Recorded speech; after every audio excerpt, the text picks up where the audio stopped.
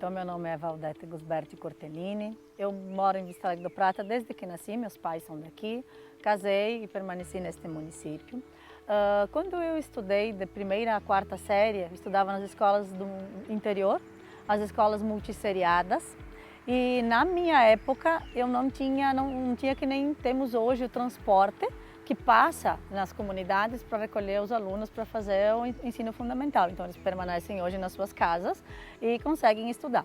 Quando eu concluí a quarta série, para mim poder estudar, a quinta série melhor, eu precisei sair de casa. Eu vim até a cidade de Vista Alegre e eu morei numa casa de família, onde eles me deram um abrigo e eu fiz o estudo então até a oitava série. Na época ainda não era como anos como é hoje. Depois, quando eu concluí, eu voltei para casa e aí sim nós tínhamos um transporte que a gente podia ir até Nova Prata para fazer o magistério. Eu e mais algumas amigas que moravam próximos a mim, a gente conseguia com esse transporte que também levava passageiros que trabalhavam em empresas em Nova Prata.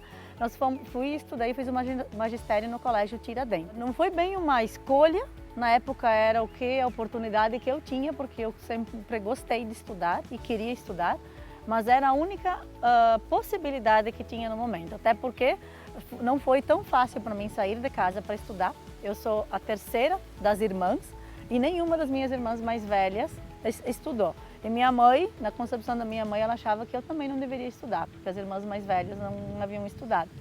Então foi difícil, eu travei uma conquista ali com a minha mãe, com o meu pai, para poder vir para Vista Alegre e concluir o ensino fundamental. E quando eu concluí, voltei com a possibilidade de fazer o magistério, foi uma justificativa porque o magistério é profissão, né? Então foi uma justificativa para mim poder também dar para os meus pais permitirem que eu continuasse os meus estudos. E depois, a partir daí, então, fiz o magistério. Em 95 eu me formei, em 96 eu já passei no concurso aqui na cidade mesmo e passei a trabalhar na escolinha mesmo onde que eu estudei até a quinta série.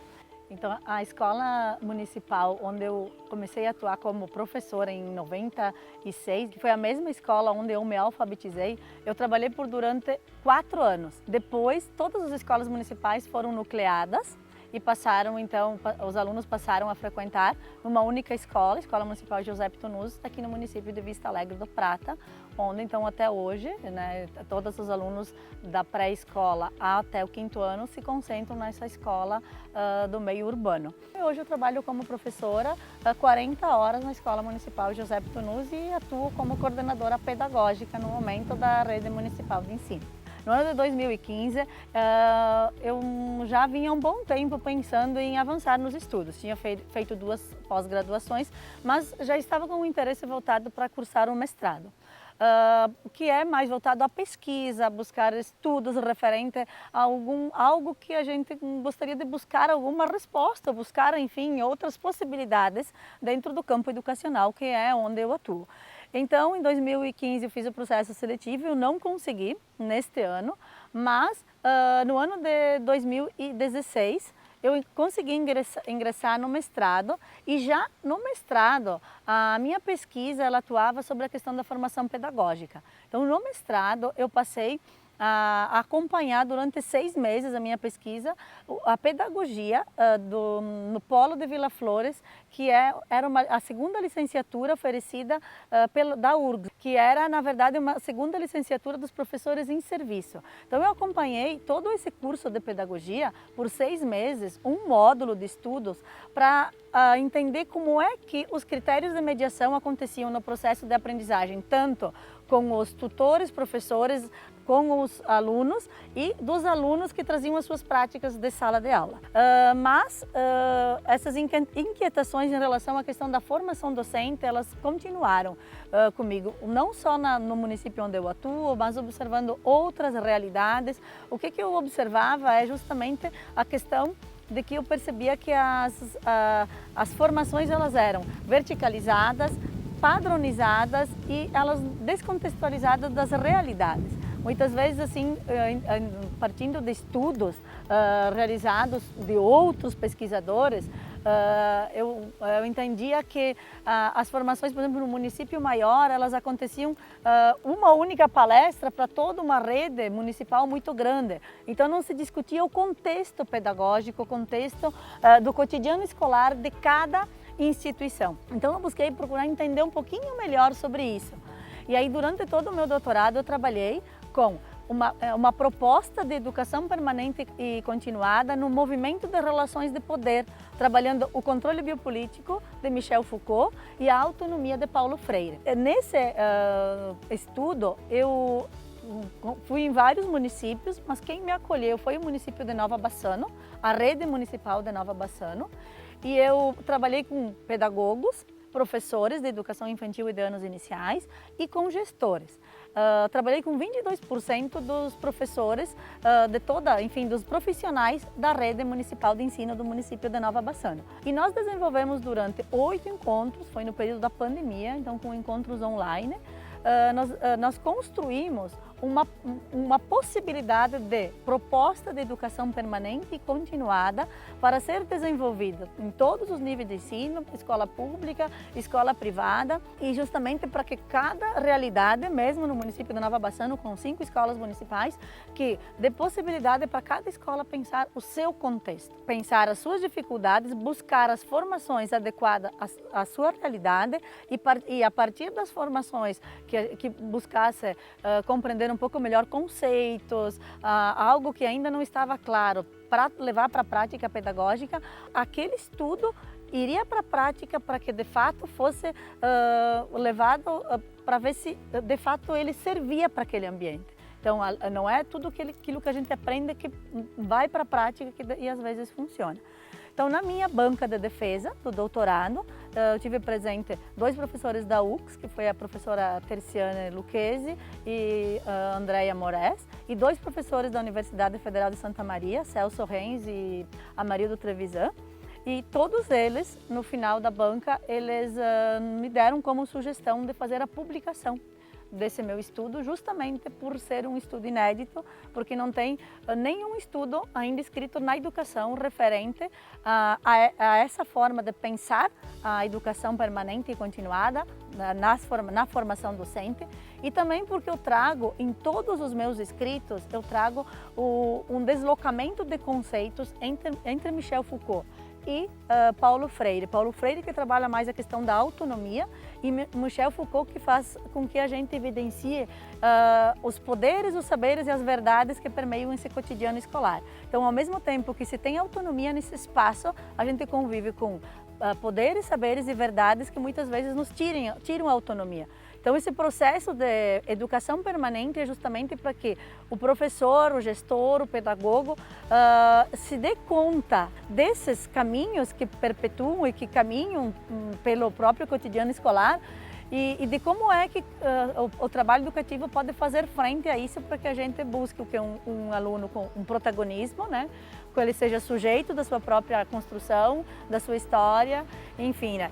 De todo esse estudo desenvolvido no curso da tese, né? No estudo da tese, que também não deixa de ser uma continuidade do mestrado, só que de forma bem mais aprofundada. O primeiro livro ele traz a educação permanente e continuada na formação docente da educação básica, desatando os nós da autonomia e do controle biopolítico.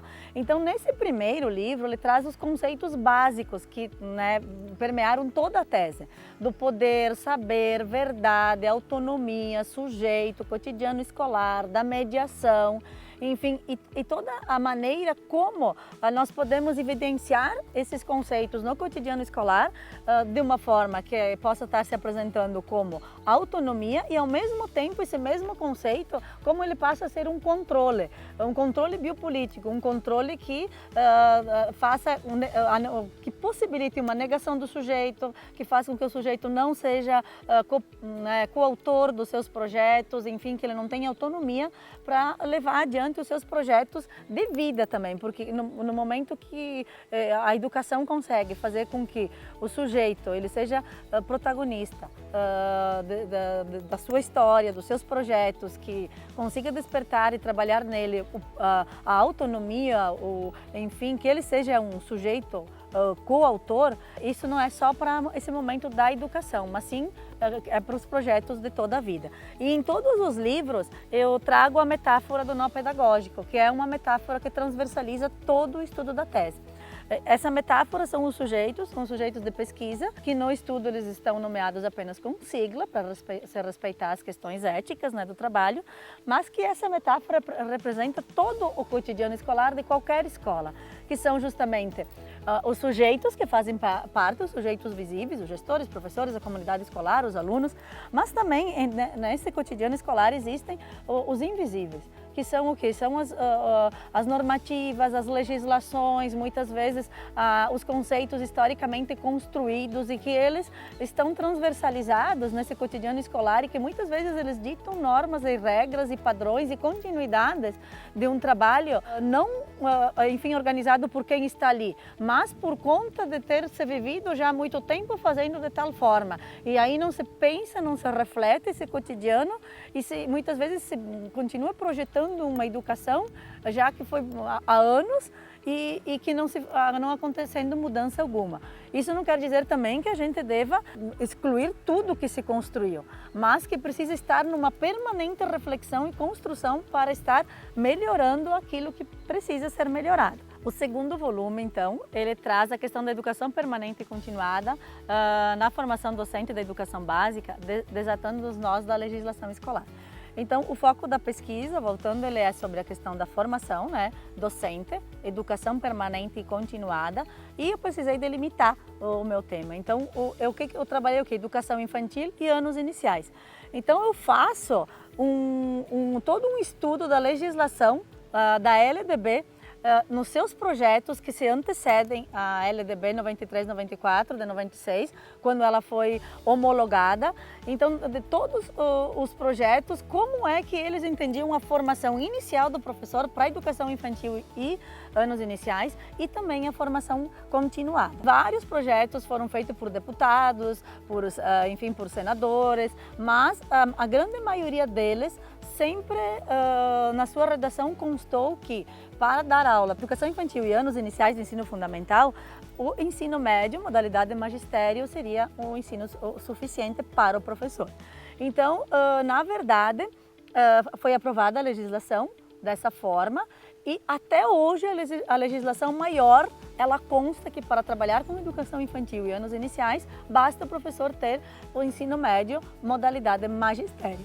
Isso também não quer dizer que esteja desmerecendo o magistério, muito pelo contrário, eu acredito muito que todos os professores que se formaram com o magistério, eles têm muito mais facilidade de trabalhar a questão de didáticas e até o próprio ensino do conteúdo a ser trabalhado, tanto na educação infantil quanto nos anos iniciais, mas entendo que a lei ela poderia dar mais possibilidades para que o professor, além do magistério, continuasse os seus estudos no ensino superior, em pós-graduações. Hoje nós temos o Plano Nacional de Educação, que através de suas metas exige que o professor, o município, alcance com profissionais com mestrado, doutorado, mas aí ao mesmo tempo as verbas para isso, elas acabam muitas vezes já foram diminuindo em contrapartida da lei também que vem surgindo e também não se modificou a lei maior que ainda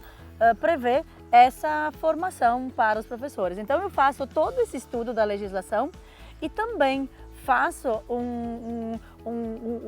uns conceitos conversarem entre autonomia, como é que a lei ela pode dar autonomia para um estabelecimento de ensino, e como é que também ela é um controle biopolítico. Então, se a gente for fazer um estudo da legislação desde lá do regime militar em 64, que foi a partir depois dali que surgiu a LDB, da Revolução Industrial, a gente observa que a legislação muito vem para dar conta das demandas econômicas e não para se suprir problemas de fato educacionais. Então, por isso que eu vejo que talvez a gente tenha tanto problema educacional ainda para ser resolvido. A legislação, através desses meus estudos, eu observei que muito elas vêm dar conta da demanda econômica, do que o mercado está precisando, mas não justamente fazer com que faça com que o indivíduo ele seja protagonista, como eu já falei ali antes no primeiro livro também, né, que ele transforme essa sociedade que está ali existente, que se criem as mudanças necessárias através da educação. E um terceiro livro também desse meu estudo da tese, ele traz sobre a educação permanente e continuada na formação docente da educação básica, desatando os nós da mediação da aprendizagem. Então eu trago toda a parte da mediação, que ela é amparada pelo psicólogo Helber Feuerstein, que ele foi um psicólogo judeu. Ele faleceu em 2014, então não é muito tempo que ele faleceu, e ele fez um estudo com os sobreviventes de crianças e jovens do Holocausto após a Segunda Guerra Mundial. Então, a partir do seu estudo, ele comprova, né, ele nos dá a entender que as possibilidades de que todo indivíduo, né, por mais dificuldade que ele tenha, por mais problemas, enfim, ele aprende.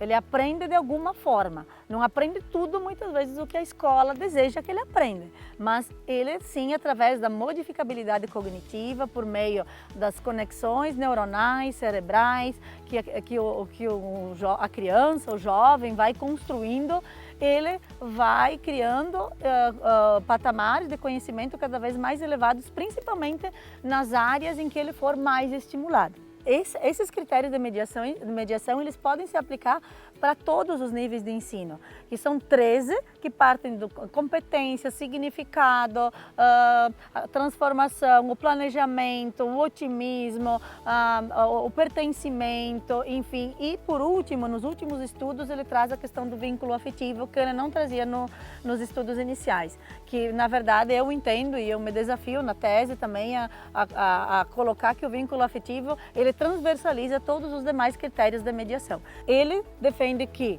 o conhecimento acontece através da mediação entre mediador e mediado. Mediador é o professor e mediado é o aluno, mas numa relação horizontal, não transversal, do que o professor seja o detentor do saber e o aluno não saiba nada.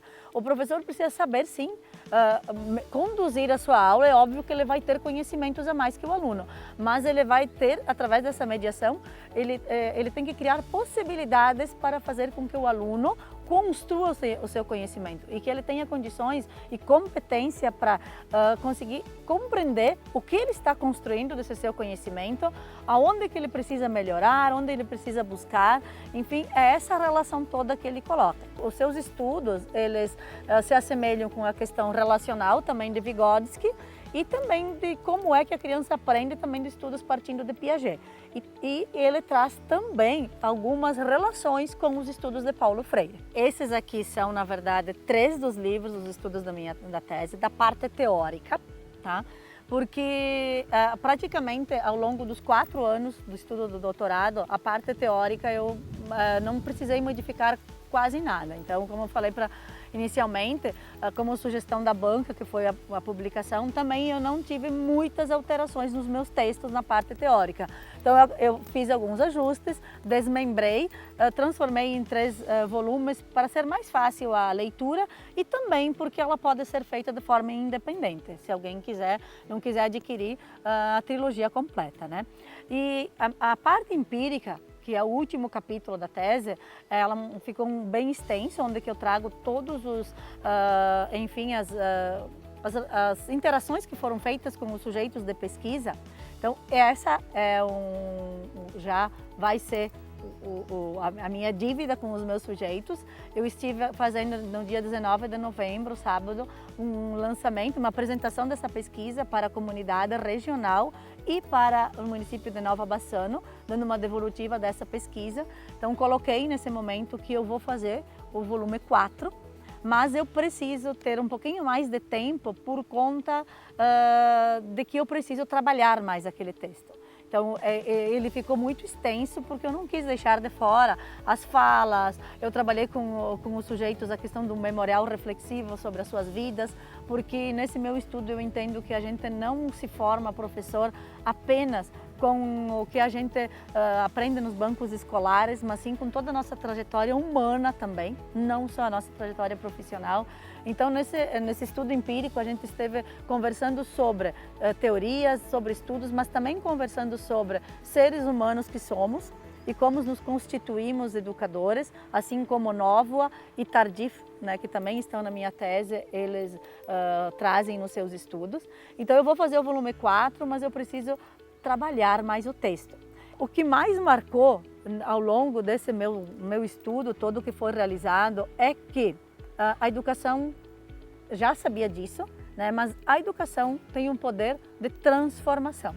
E os educadores, com esse grupo especial que eu trabalhei, principalmente os sujeitos de pesquisa e por onde que eu andei fazendo a parte empírica, as pessoas acreditam sim na educação e nós temos ainda muito professor que trabalha sério e que aposta nisso. Então, assim, a educação tem ainda muito para avançar, mas o que assim eu acredito é que é um estudo é eterno, né? Ele é imortal, assim como Paulo Freire diz, e que aquilo que está aqui, se a gente conseguir pôr em prática um pouco do que está aqui nessas formações, né, na educação permanente e continuada, de estar de fato cada um construindo o seu espaço a partir da sua realidade, eu acredito que aos poucos a gente vai sim transformando a sociedade que está aí pela educação. Toda a linha de pensamento dos meus estudos, porque muitas vezes a gente diz, mas vamos discutir, como a gente vai discutir num ambiente escolar, a gente vai ter muitas ideias contrárias. E um dos critérios de mediação é a autorregulação, que é justamente a gente saber conviver com o diferente, com as ideias contrárias. E aí tem o gestor que pensa às vezes de uma forma, tem outras cobranças também às vezes de seus superiores, tem o pedagogo que compreende que o professor que está lá na sala de aula tem outra maneira, às vezes, não, mas na sala de aula às vezes isso funciona, não funciona. Então como é que a gente vai discutir entre todos esses atores que compõem o cotidiano escolar, qual é o melhor caminho para se seguir com a educação? Então em todos os meus estudos, os meus escritos, a gente não é dono da verdade. Construir isso não é construir verdades. A gente constrói possibilidades. E eu diria assim que o que a gente tem sempre que ter como linha mestra é como é que eu vou contribuir para um ser humano melhor e um mundo melhor. Então as ações, embora a gente vá discutir num ambiente escolar, né? Porque se a gente deixa tudo como está, muitas vezes não tem discussão. Tem uma hierarquia, alguém manda, os outros obedecem, ponto final.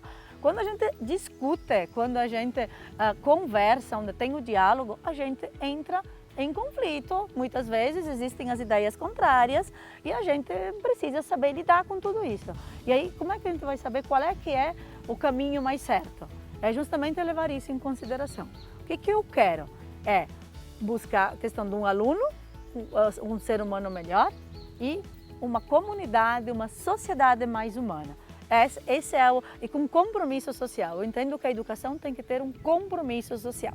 E se não for para a gente ter, para sermos melhores, então nós não estamos fazendo o nosso trabalho de educação como deveríamos estar fazendo. Na linha, então, da educação, eu trago, então, esses 3 livros, como já falei. E, paralelo aos meus estudos do doutorado, foi me surgindo, assim, o interesse em escrever também para o público infantil. A ideia, o livro em si, ele surgiu mais, assim, meio de forma que de uma brincadeira mesmo, né? Então, a minha avó paterna, que morava aqui em Vista Alegre do Prata, ela faleceu esse ano, em 21 de maio deste ano, com 96 anos. Ela tinha várias caixas que ela guardava dentro do armário, do roupeiro dela, né? E essas caixas, ninguém poderia mexer nelas, né? Então, assim, ao nosso ver, eram objetos que não tinham por que estarem guardados, porque era algo assim que não serviria para nada, né? Mas aí, no estudo do doutorado, eu fiz várias disciplinas que nós trabalhamos sobre as questões das memórias. E o quanto é que as memórias, elas nos dizem o que nós guardamos nas nossas memórias internas e também as nossas memórias guardadas por meio de objetos, o que elas dizem da nossa vida. E aí eu fui entender que uma das caixas que a nona Lúcia guardava era uma caixa com vários objetos, enfim, botões, objetos sagrados, ferros, crucifixo, cabeça de um santo quebrado, um barbeador G2, que ela usou o primeiro que ela comprou para depilar as pernas, que era um luxo para as mulheres. Uma caixa de pó de arroz, aquele pó de arroz que as mulheres usavam da década de 40. Aí a caixinha ainda bem intacta, assim, lá guardada dentro da caixa. E aí eu fui compreendendo que o que ela guardava ali ao longo dos seus 96 anos de vida era toda a história dela. Do quê? De sofrimento, de tristezas, de lutas, de saúde. Ela tinha fotos dela, tinha um brinco perolado. Então, em dezembro de 2021, quando ela ainda estava lúcida, ela já estava com problemas, ela caminhava com um andador, né? Tinha dificuldade de se locomover, mas no sábado à tarde, eu e ela estávamos sozinhos em casa, lá no meu pai, na minha mãe, e eu fui pegar a caixa e pedi para ela me mostrar tudo o que tinha na caixa. E ela foi olhando os objetos, eu fui fotografando, fui registrando o que ela me dizia, e de lá eu fui escrevendo a história da Caixa Secreta da Nona Lúcia, com a intenção do quê? De colocar o quanto é importante as nossas memórias e que mantém viva a nossa história. E o objetivo deste livro, então, da Caixa Secreta da Nona Lúcia, é justamente, a intenção é promover encontro entre gerações. Ele traz algumas atividades no final do livro, traz algumas sugestões para a escola, para trabalhar em projetos, das crianças terem esse contato com os avós, poder conversar sobre as histórias de vidas dele, sobre como que eles viviam no tempo da infância, da adolescência, o que mais marcou, enfim, ressignificar essas memórias. E para poder dar continuidade, a gente precisa conhecer a nossa história, para poder seguir, contar para os nossos filhos contar para os nossos netos. Enfim, essa história da família, ela é a história que nos une. Então, e também para promover momentos de diálogo, que hoje, se for ver, as crianças elas estão muito conectadas apenas na tecnologia, e daqui a uns anos, se esses encontros não forem promovidos com as gerações mais velhas, eles não vão ter mais nada para contar. Eles não sabem nem os nomes dos avós, muitas vezes, nem dos seus bisavós, quem foram, de onde que vieram, a descendência. Então trago também algumas atividades no final da árvore genealógica e tudo mais. E para a escrita deste livro, eu tive a ajuda da Lenise Ilioto como mentora. Ela é natural de Serafina Correa e hoje ela mora em Mato Grosso. E uma amiga minha de Guaporé, Luciana Bonfante, que faz contações de história aqui no nosso município, e quando eu estava procurando uma editora para enviar o texto do livro, e ela me deu esse contato da Leni. Mas eu pensei que fosse uma editora, né? Enviei, e daí ela marcou um dia uma reunião comigo, e aí começamos a conversar, e ela acompanhou toda a trajetória de construção do livro, porque para publicar um primeiro livro infantil, eu pessoalmente achei mais difícil, mais complicado do que os livros esses teóricos da educação. Porque a gente tem que cuidar com a questão das imagens, a diagramação, o conteúdo que vai em cada página, não pode ser algo tão maçante, né, para a criança estar lendo. Aí tem toda a questão do registro na Biblioteca Nacional, para que ele tenha validade, enfim, a ficha técnica. São inúmeros detalhes que sozinha eu teria cometido muitos erros.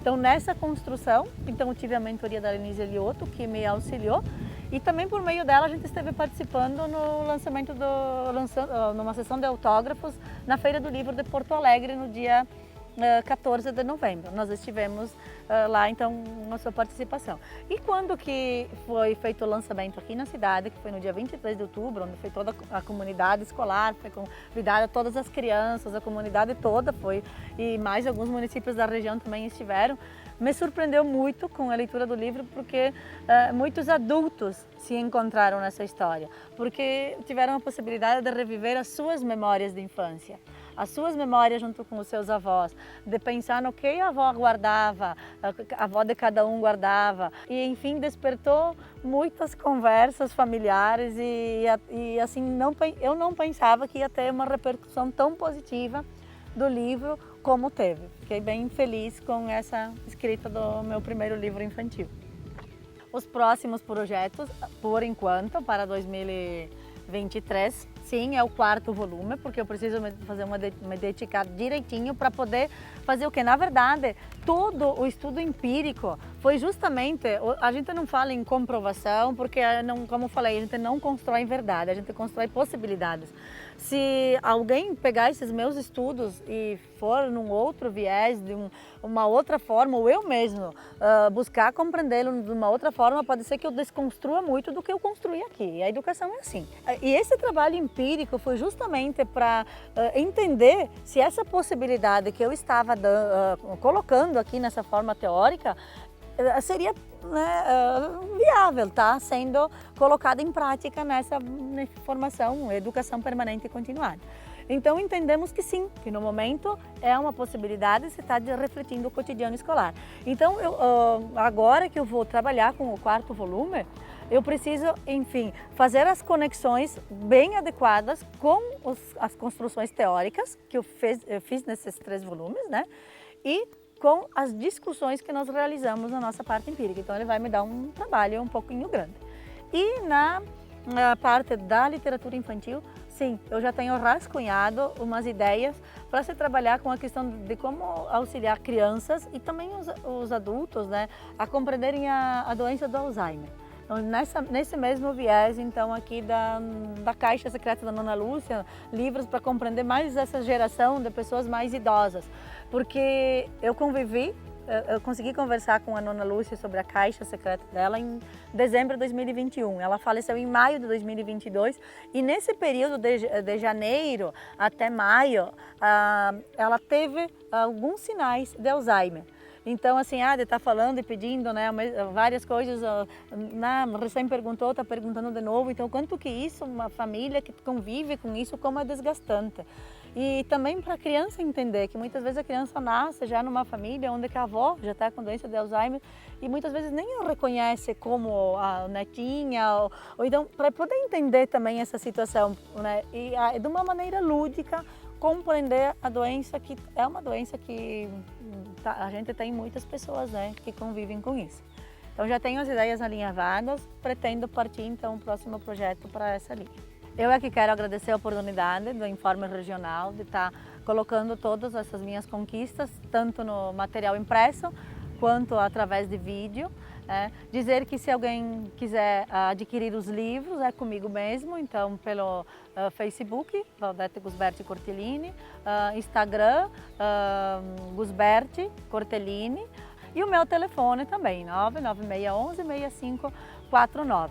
Então entrar em contato comigo por telefone ou pelas redes sociais, que a gente pode enviar pelo correio, ou se for aqui mais próximo, a gente pode estar enviando, né, entregando, de acordo com as possibilidades. Eu sou uma pessoa que tenho 26 anos de trabalho e eu acredito muito na educação.